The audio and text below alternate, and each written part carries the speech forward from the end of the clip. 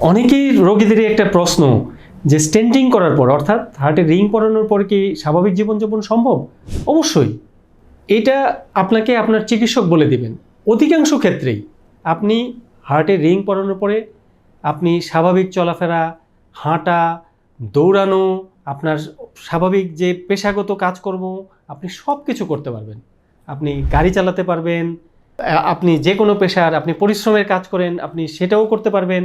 তো আসলে আপনার হার্ট ইতিমধ্যে ক্ষতিগ্রস্ত হয়ে গিয়েছে কিনা, হার্টে রিং পরানোর আগেই কতখানি ক্ষতিগ্রস্ত হয়ে গিয়েছে, বা আপনার আরও কোনো গুরুতর ব্লক রয়েছে কিনা, সেটারও চিকিৎসা লাগবে কিনা, এগুলি কিন্তু আপনার চিকিৎসক জানে, যিনি আপনার হার্টের যে চিকিৎসক তিনিই আপনাকে বলে দিবেন।